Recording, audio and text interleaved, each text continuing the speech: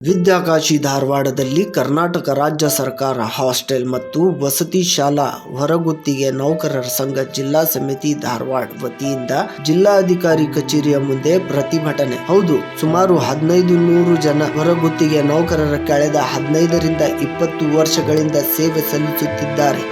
ಆದರೆ ಇವರಿಗೆ ಯಾವುದೇ ಸೇವೆ ಭದ್ರತೆ ಇರುವುದಿಲ್ಲ.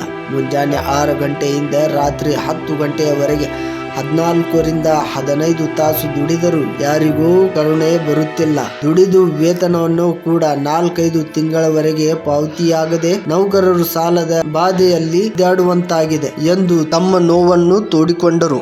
ಇವತ್ತು 20/1/2025 ಕರ್ನಾಟಕ ರಾಜ್ಯಾದ್ಯಂತ ನಮ್ಮ ಹೊರಗುತ್ತಿಗೆ ನೌಕರರ ಏನು ಸಂಘದಿವಿ CITU ವತಿಯಿಂದ ಆ ಜಿಲ್ಲೆಯಲ್ಲಿ ಪ್ರತಿಭಟನೆ ನಾವು ಹಮ್ಮಿಕೊಳ್ಳಲಾಗಿದ್ದು, ಅದರ ಜೊತೆಗೆ ನಮ್ಮ ಹಲವಾರು ಬೇಡಿಕೆಗಳಾಗಿರ್ಬೋದು, PF ಆಗಿರ್ಬೋದು, ಕನಿಷ್ಠ ವೇತನ ಆಗಿರ್ಬೋದು ಮತ್ತು ಇನ್ನಿತರದ ಬೇಡಿಕೆಗಳನ್ನು ನಾವು ಈಗಾಗಲೇ ಜಿಲ್ಲಾ ಕಚೇರಿ ಮುಂದೆ ಧರಣಿ ಕುಂತು ಪ್ರತಿಭಟನೆ ಮಾಡಿ ಮನವಿಯನ್ನು ಕೊಟ್ಟಿದ್ದೇವೆ.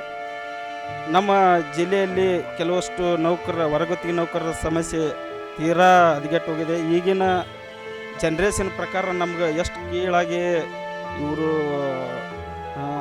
ಗುತ್ತಿಗೆದಾರರು ನಾವು ನೋಡ್ಕೋತಾರೆ ಅನ್ನೋದು ನಿಮಗೆಲ್ಲ ಗೊತ್ತಿದ್ದ ವಿಷಯನ ಐತಿ.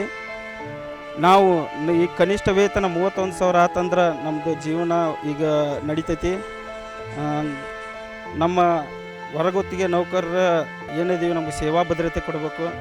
ಹಾಸ್ಟೆಲ್ಲಿ ಇರ್ತಕ್ಕಂಥವ್ರಿಗೆ ನಮ್ಗೆ ಕಾಯಂ ಮಾಡಬೇಕು ಮತ್ತು ನಮ್ಮನ್ನು ಒಂದು ನೇರ ಇಲಾಖೆಯಿಂದ ವೇತನವನ್ನು ಕೊಡಬೇಕಂತೇಳಿ ನಾನು ಈ ಮೂಲಕ ಕೇಳ್ಕೊಳ್ತೀನಿ.